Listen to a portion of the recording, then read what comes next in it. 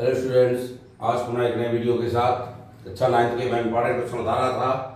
कक्षा 9 साइंस के चूँकि पेपर आपका परसों है, आज आप सामाजिक विज्ञान देके आप वीडियो को देखें और महत्वपूर्ण क्वेश्चनों को लिखते हुए उनकी तैयारी करें। 6वां अध्याय आता है सूच या ऊतक। ऊतक से इंपॉर्टेंट क्वेश्चन है आपके, वो महत्वपूर्ण आप देख लें। इसमें पेशी है, रेखित और अरेखित पेशी के चित्र सीख लें। रेखित एवं अरेखित पेशी के चित्र सीखें, इनके चित्र परीक्षा में पूछे जाते हैं। और इसमें से महत्वपूर्ण जो इम्पोर्टेंट है, इसमें ऊतक के प्रकार, ऊतक के प्रकार आपको सीखना है। ऊतक क्या है और ऊतक के प्रकार क्या है भी लिखना है। ऊतक क्या है यानी ऊतक की परिभाषा और ऊतक के प्रकार इम्पोर्टेंट है आपके, इसमें ये आपको देखना है। इसके बाद रेखित और अरेखित पेशी में अंतर, इनकी परिभाषाएं भी देखना है एवं इनमें अंतर भी देखना है। परिभाषाएं और चित्र तथा रेखित अरेखित पेशी में अंतर।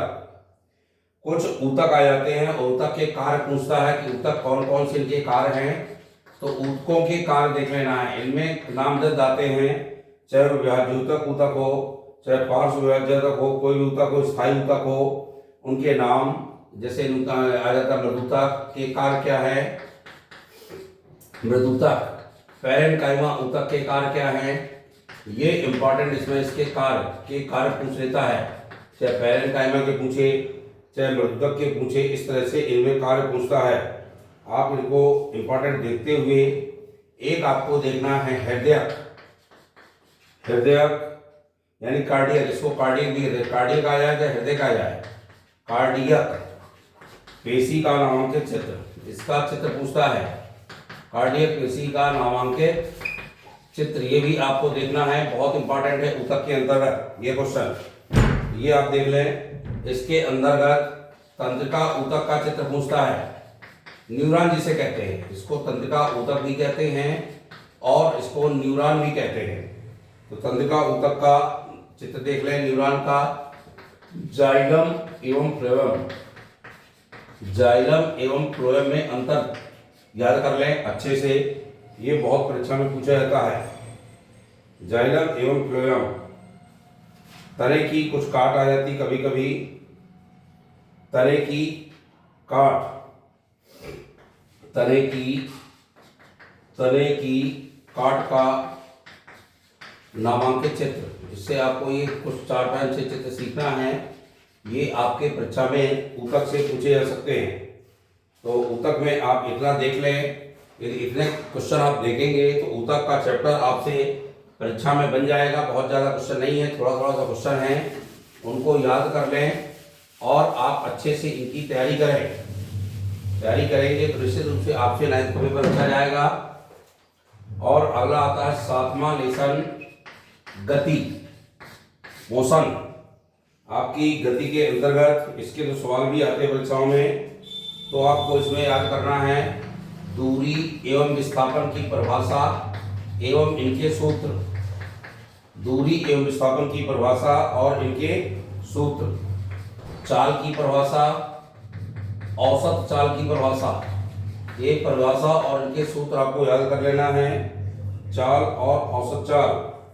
अगला जो इम्पोर्टेंट है, इसी में वेग की परिभाषा आपको याद करना है, त्वरण की परिभाषा याद करना है और इनके सूत्र सबके पढ़ना है। इसके बाद अगला जो है, चाल एवं वेग में अंतर बहुत आता परीक्षा में, तो चाल एवं वेग का अंतर आपको अच्छे से याद करना है। इसके बाद मंदन की परिभाषा, त्वरण के बाद आता है इसी में मंदन। ये परिभाषाएं आपकी ऊपर जो लिखी हैं, इनकी परिभाषाएं आपको याद करना है और मात्र इनके परिभाषा वो याद करना है। औसत चाल और औसत वेग, इनकी सबकी परिभाषाएं और इनके सूत्र आपको अच्छे से पढ़ना है। दूरी विस्थापन की परिभाषा पढ़ना है एवं इनमें अंतर भी आपको देखना है। अंतर भी इसके इम्पोर्टेंट बहुत हैं। इस पाठ के कुछ सवाल जो परीक्षा में पूछे जाते हैं वो मैं आपको कल बताऊंगा, ताकि आपको परीक्षा के लिए याद रहे आएँ। मैं इसके सवाल आपको कल इम्पोर्टेंट बताऊंगा और इस पाठ से सवाल ज़्यादातर परीक्षा में पूछे जाते हैं। इसमें आपको इतने ही परिभाषा याद करना है। एक याद करना है समान एवं असमान गति, समान एवं असमान गति को भी उदाहरण सहित याद करना है। तो ये आप कितने क्वेश्चन इस पार्ट से पढ़ लें। इसके कुछ महत्वपूर्ण सवाल हैं, सवाल मैं आपको कल बताऊंगा इसके, ताकि आपको परीक्षा के लिए आपसे जल्दी बन जाए। तो 7वां है अध्याय आपका ये, कितने क्वेश्चन आप इससे तैयार करें, सवाल बनते हो आपसे तो देख लें। बाकी मैं इंपॉर्टेंट को सवाल आपको कल बताऊंगा। तो ये क्वेश्चन आपको 7वें अध्याय से देखना है। 7वां अध्याय गति इंपॉर्टेंट है और कुछ बच्चों को टफ भी लगता है क्योंकि इसके अंदर सवाल हैं। सवाल मैं कुछ आपको कल बता दूंगा। अगला 8वां अध्याय है बल, गति एवं नियम। बल, गति एवं नियम, गति के नियम यानी बल और गति नियम, ये आपको देखना है। इसमें आपको जो इम्पोर्टेंट याद करना है वह महत्वपूर्ण है। कुछ इसके कारण आते परीक्षाओं में, तो वो आप देख लें कि जब कोई व्यक्ति चलती हुई रेलगाड़ी में आप जैसे आगे की ओर झुक जाते हैं, तो ऐसा क्यों होता है? जैसे ही ड्राइवर ब्रेक लगाता है, बस हो चाहे रेलगाड़ी हो, जैसे ही बस लगाए ब्रेक लगाया जाता है तो हम आगे की ओर क्यों झुक जाते हैं, ये आपको कारण इसका याद करना है। और एक कारण कुछ आते हैं इसमें, आप इसमें घर्षण पढ़ना है, घर्षण की परिभाषा, इसके लाभ और इसकी हानियां। तो घर्षण से क्वेश्चन याद करना, घर्षण किसे कहते हैं, इसके लाभ क्या है और हानि क्या है। बल क्या है और इसका मात्रक। तो बल और मात्रक भी आपको याद करना है। बल के अंतर्गत 2 बल पूछे जाते हैं। कभी कभी संतुलित बल पूछ लेता है, संतुलित बल क्या है, और कभी कभी असंतुलित बल पूछ लेता है, असंतुलित बल। ये बल के अंतर्गत भी आपको 2 क्वेश्चन याद करना है। जड़त्व की परिभाषा याद करना है, जड़त्व की परिभाषा याद करना है, और संवेग की परिभाषा याद करना है। संवेग क्या है और जड़त्व क्या है, इससे आप क्या समझते हैं, यानी ये क्वेश्चन आपको देखना है। घर्षण से लाभ और हानि देखना है। ये महत्वपूर्ण जो क्वेश्चन है आप देख लेंगे तो आपसे यह अध्याय अच्छे से बनेगा। न्यूटन के गति के नियम पढ़ना है। न्यूटन के गति के नियम पढ़ना है।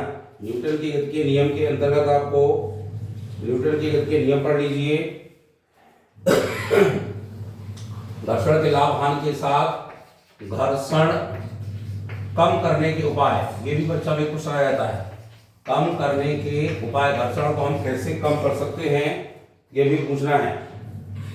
न्यूटन की गति के नियम आपको देखना है और इसके अंतर्गत 2-3 नियम बहुत आता है। 2-3 नियम सिद्ध करने के लिए सिद्ध होता है F बराबर m×a, ये आपको यानी बल बराबर द्रव्यमान गुणा त्वरण, ये आपको सिद्ध करना सीखना है। और इसके अंतर्गत भी कुछ सवाल परीक्षा में पूछे जाते हैं, इसमें आप देख लें। गति के नियम आप देख लें और गति के समीकरण देख लें। गति के समीकरण, तीनों समीकरण, पहला v बराबर u प्लस ए टी, दूसरा v बराबर u प्लस ए टी, दूसरा u बराबर U T plus half A T square, और तीसरा v स्क्वायर बराबर u square plus T U S. ये सिद्ध करने को भी आते हैं और इनके अंदर सवाल भी आते हैं। इससे सवाल भी परीक्षा में पूछे जाते हैं। ये चूंकि आप देख लेंगे तो निश्चित रूप से आपसे ये प्रश्न बन जाएगा। इनके तीनों के, न्यूटन की गति के तीनों नियम और इसके उदाहरण अच्छे से तैयार करना है। और इसके अंतर्गत आपके कुछ सवाल आएंगे जो मैं कल बताऊंगा। 2 सवाल आपको इम्पोर्टेंट और इतने क्वेश्चन आपको बल, गति और नियम से देखना है। ये आपका 9वां अध्याय होगा, 8वां अध्याय होगा, बल, गति और नियम। अब आपको 9वें अध्याय की तैयारी करना है। 9वां अध्याय शायद आपका है गुरुत्वाकर्षण। 9वां अध्याय क्या है? गुरुत्वाकर्षण। इतने इंपॉर्टेंट क्वेश्चन में पढ़ेंगे तो आपसे पेपर पूरा बन जाएगा, ये मेरा पूरा वादा है। इसमें आपको परिभाषा पढ़ना है गुरुत्वीय त्वरण की। गुरुत्वीय त्वरण क्या है और इसका मतलब क्या है, इसे कैसे समझते हैं, इसमें पढ़ना है न्यूटन का सार्वत्रिक गुरुत्वाकर्षण नियम। गुरुत्वाकर्षण नियम पढ़ना है। न्यूटन का सार्वत्रिक गुरुत्वाकर्षण का नियम पढ़ लीजिएगा। इसके अंतर्गत वस्तु का घनत्व यानी का क्या कहलाता है, घनत्व क्या है वस्तु का, घनत्व और इसका मात्रा, यानी वस्तु का घनत्व क्या है और इसका मात्रक क्या है। तो मात्रक भी आप इसका देख लें, किलोग्राम मीटर स्क्वायर क्यूब होता है, ये आप इसको अच्छे से पढ़ लें। ऊर्ध्वपातन बल, ऊर्ध्वपातन बल से आप क्या समझते हैं, ऊर्ध्वपातन बल भी आपको देखना है, ये आप देख लेंगे तो निश्चित रूप से आप एक क्वेश्चन और से पढ़ेगा। लोहे की कील तो पानी में डूब जाती है, जबकि इतना बड़ा जहाज पानी में नहीं डूबता है, आखिर क्यों, इसका एक कारण पढ़ना है आपको, ये जरूर देख लेंगे। अगला है केपलर्स के नियम, केपलर के नियम पढ़ लेना है आपको। केपलर के जो नियम है ये जरूर अच्छे से पढ़ लें। केपलर नियम देख लेंगे और एक पढ़ेंगे क्या कारण है कि कार पानी में तैरता है जबकि कील डूब जाती है। दो ही चीज़ें जो मैंने अभी जहाज वाली बताई है आपको, वो एक इसका अगला पढ़ना है सार्वत्रिक नियम का महत्व, गुरुत्वाकर्षण के सार्वत्रिक नियम का महत्व, नियम का महत्व, ये दो चार आप महत्व उसके याद कर लें। और जी और जी में अंतर, स्मॉल जी एवं कैपिटल जी में, स्मॉल जी कह रहा था गुरुत्वीय त्वरण और ये कह रहा था गुरुत्वाकर्षण नियतांक। तो स्मॉल जी और कैपिटल जी में अंतर याद कर लें। सबसे ज्यादा महत्वपूर्ण इस पार्ट में आता है वो द्रव्यमान भार में अंतर आता है, द्रव्यमान एवं भार में अंतर, जी और जी में भी अंतर आता है और द्रव्यमान और भार में भी अंतर आता है। ये आपको दोनों अच्छे से देखना है। जी और जी में संबंध, इसमें अंतर भी परीक्षा में पूछ सकता है और इन दोनों में क्या संबंध है, तो दो चार लाइन का है, इसको भी देखना है। जी और जी में संबंध कैसे निकालते हैं ये आपको प्रश्न देख लेना है। इसके विकास सवाल आ जाते हैं जो कुछ सरल होते हैं, सरल सवाल ही इसके बताऊंगा मैं आपको जो परीक्षा में पूछे सवाल की बात बारी कल है, क्योंकि आज आपका समाज विज्ञान का पेपर है। कल सवाल आप देखेंगे, परसों देखेंगे, तो निश्चित रूप से आपसे कुछ परीक्षा में बनेंगे। कल मैं इंपॉर्टेंट कुछ सवाल आपको बताऊंगा, ये आप इनके क्वेश्चन भी पढ़ना है। आज समाज विज्ञान का पेपर देने के बाद नाइट में क्वेश्चनों को तैयार करें और कल सुबह निश्चित रूप से मैं आपको कुछ सवाल बताऊंगा, वो भी आप देखेंगे। अगला 10वां अध्याय है कार्य एवं ऊर्जा, वर्क एंड एनर्जी। तो कार्य ऊर्जा से भी कुछ सवाल आते हैं। इसके तीनों पार्टों में सवाल गति के हों, चाहे बल नियम के हों, गुरुत्वाकर्षण के हों, चाहे कार्य ऊर्जा के हों, मैं इसकी चर्चा आपसे कल करूंगा। अभी सिर्फ इंपॉर्टेंट क्वेश्चन ही आपको बता रहा हूँ। इसमें शक्ति और ऊर्जा की परिभाषा, शक्ति की परिभाषा और इसका मात्रक, परिभाषा एवं मात्रक, ये आपको देखना है। शक्ति की परिभाषा, मात्रक देख ले, ऐसा ही मात्रक हो चाहे आपका वो हो, ये आप पढ़ लें। दो ऊर्जाएं पढ़ना है इसमें, गतिज एवं स्थितिज ऊर्जा। स्थितिज ऊर्जा, स्थितिज ऊर्जा का व्यंजक जो सिद्ध होता है mgs सिद्ध होता है और ये होता है 1/2 mv²। ये आपको गतिज एवं स्थितिज ऊर्जा पढ़ना अच्छे से। ऊर्जा संरक्षण का सिद्धांत या नियम, ऊर्जा संरक्षण का नियम आप इसे देख लें, यानी ये आप अच्छे से पढ़िए। कार्य की परिभाषा, औसत शक्ति की परिभाषा, इसी परिभाषा और देख लें। कार्य की परिभाषा, औसत शक्ति की परिभाषा और सबके मात्रक, परिभाषाओं के साथ मात्रक परीक्षा में पूछे जाते हैं। तो ये आप सबको देखना है। जो इम्पोर्टेंट क्वेश्चन है ये आपको अच्छे से देख लें। इन दोनों की मैंने बताया था व्यंजक भी आते हैं और इनमें अंतर भी पूछा जाता है।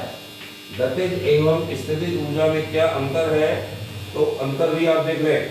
कार्य ऊर्जा शक्ति, कार्य ऊर्जा, ऊर्जा की परिभाषा भी आती है।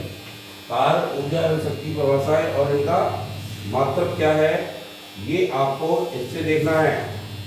इतने क्वेश्चन आप देख लेंगे तो कार्य ऊर्जा आपका तैयार हो जाएगा पाठ। कार्य ऊर्जा में इतने क्वेश्चन देखना है तो कार्य ऊर्जा में आपका पाठ तैयार हो जाएगा। अगला अध्याय आता है साउंड यानी ध्वनि।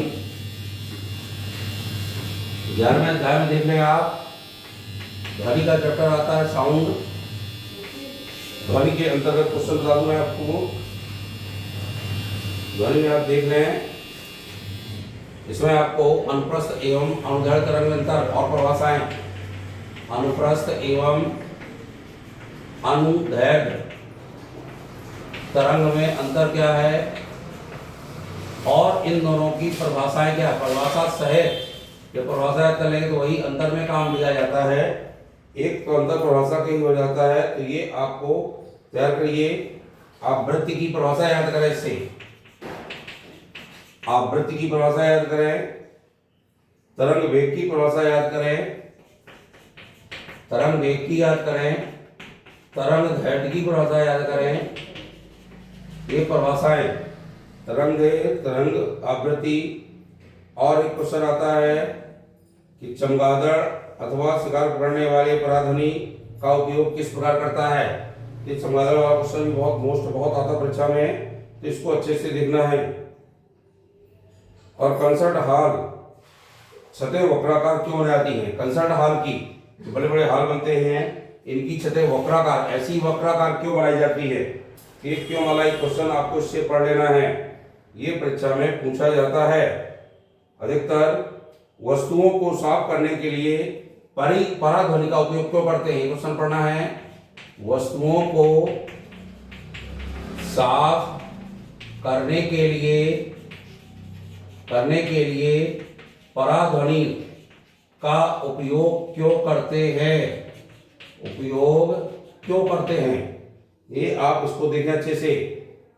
जब ये देखेंगे तरंग आवृत्ति तरंग वेग, इनमें आपको परिभाषाएं करना है एवं इनमें संबंध, तीनों में क्या संबंध है, तो इनका तीनों का संबंध भी देख लेना है। इनके मात्रक परिभाषाएं एक सिद्ध करने के लिए आता है। सिद्ध कीजिए V बराबर n लैम्डा, ये सिद्ध करने को आता है, इसका भी आपको देख लेना है। और जब ये देख लेंगे तो निश्चित रूप से आपसे ये पाठ बनेगा। इतने क्वेश्चन ही आपको इससे पढ़ना है। अनुरणन आ जाता कभी कभी, ये पेपर थोड़ी टफ आएगा तो ये आता है अनुरणन क्या है, एक किस प्रकार से इसको समझा जा सकता है। तो अनुरणन और इसके उपाय, ये क्वेश्चन थोड़ा सा आपको पढ़ना है। और बाकी इस पाठ से ज़्यादा क्वेश्चनों की तैयारी नहीं करना। पराध्वनि तरंग यानी पराध्वनि ध्वनि के उपयोग पढ़ना है। पराध्वनि के यूजेस क्या है यानी उपयोग क्या है, ये आप इससे पढ़ लें। यह अध्याय पढ़ लेंगे तो 11वें अध्याय की तैयारी हो जाएगी। लास्ट जो आपका अध्याय है 12वां खाद्य संसाधन, उसकी चर्चा भी मैं आपसे कर दूं लास्ट अध्याय की। और इन क्वेश्चनों को आप तैयार करें। कल परसों 2 दिन बचेंगे तो मैं आपको सवाल बताऊंगा, उन सवालों को आप देखेंगे तो निश्चित रूप से आपसे पाठ 9 का जो पेपर विज्ञान का वो अच्छा बन जाएगा। लास्ट अध्याय 12वां खाद्य संसाधन संसाधनों में सुधार, लास्ट अध्याय आपका 9 का विज्ञान का। तो इसमें क्वेश्चन देखें क्या आता है। इसमें जैविक और अजैविक घटक आते हैं। जैविक एवं अजैविक कारक पूछता परीक्षा में, तो जैविक एवं जैविक कारक देख लें क्या है। इसके बाद खरपतवार बहुत आता है इसमें। खरपतवार क्या है, इसकी परिभाषा है, खरपतवार देख लें। और इसके बाद आपको बृहद पोषक और लघु पोषक तत्व, बृहद पोषक एवं लघु पोषक तत्व क्या क्या है, तो इनमें तत्वों को देख लें कौन कौन से इसमें तत्व हैं, ये आपको देखना है। और अंतरा फसलीकरण की परिभाषा करना है, इस पर टिप्पणी। अंतरा फसलीकरण, इस पर आपको टिप्पणी पढ़ना है। अंतरा फसलीकरण में खरपतवार हो गया, अंतरा फसलीकरण हो गया और मिश्रित फसल, इन पर आप टिप्पणियां तैयार कर लें। 3 4 इसमें तैयारी कर लेंगे कि आपसे बन जाएगा। बृहद पोषक ये हो गया। पौधे अपना पोषण कैसे करते हैं, प्रश्न आ जाता कभी इसमें। पौधे अपना पोषण कैसे यानी किस प्रकार करते हैं, ये आप अच्छे से देख लें इसको, इस पाठ को। अंतरा फसलीकरण हो गया और इसका महत्व क्या है, इसका महत्व भी देखना है। अंतरा फसलीकरण की परिभाषा एवं इसका महत्व आपको देख लेना है। संकरण पूछ लेता कभी कभी, संकरण क्या है, इसकी विधि क्या है, संकरण एवं इसकी विधि क्या है, ये क्वेश्चन देख लें। और मानव संसाधन के अंतर्गत इसमें एक हरी खाद आता है। हरी खाद क्या है और इसका उपयोग क्या है, हरी खाद और उसका उपयोग या इसके लाभ, ये पढ़ लेना है। वर्मी कंपोस्ट की टिप्पणी, वर्मी कंपोस्ट एवं जैव उर्वरक, इस पर टिप्पणियां आ जाती हैं। तो 4-4, 6-6 लाइन, एक तो ये ऐसी पढ़ लेंगे तो ये पाठ ऐसी बन जाता है, तो ये आपको देख लेना है। और मानव संवर्धन के गुण और उपयोग, मानव संवर्धन, संवर्धन के गुण और दोष, मानव संवर्धन के गुण दोष देखना है। ऐसे इस पाठों से क्वेश्चन तैयार कर लें तो ये पाठ आपसे अच्छे बन जाएंगे। एक बहुत मोस्ट क्वेश्चन है, खाद एवं उर्वरक में अंतर, ये बहुत आता है। उर्वरक में अंतर कई साल आया भी है और फिर से आपका आ सकता है। तो फसल चक्र क्या, अगला क्वेश्चन है, फसल चक्र क्या है और इसका महत्व, फसल चक्र क्या है, इसका महत्व, ये भी आपको पढ़ना है।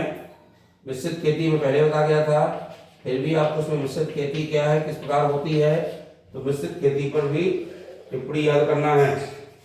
ये क्वेश्चन कुछ महत्वपूर्ण आपके मैंने बताए हैं, इन क्वेश्चनों को आप तैयारी करें। और सिंचाई के आपके साधन क्या क्या है, ये भी आ सकता है छोटे क्वेश्चनों में, तो इन क्वेश्चनों को आपको अच्छे से तैयार करना है। क्वेश्चन आप देख लीजिएगा, आज पेपर के बाद जब आए क्वेश्चनों को देखें और उन क्वेश्चनों को तैयारी करें। कल मैं आपको कुछ इंपॉर्टेंट 8वें 9वें 10वें अध्याय के सवाल बता दूंगा, तो भी आप देख लेंगे और शायद वही सवाल आए तो बहुत अच्छी बात है, आप देख कर जाएंगे तो आपसे सवाल बन जाएगा। और वीडियो अच्छा लगे तो लाइक शेयर करें, सब्सक्राइब करें और आप इस प्रकार से वीडियो को देखते रहें और दोस्तों को भी अपने वो करें और दोस्तों को शेयर जरूर करें। बहुत बहुत धन्यवाद।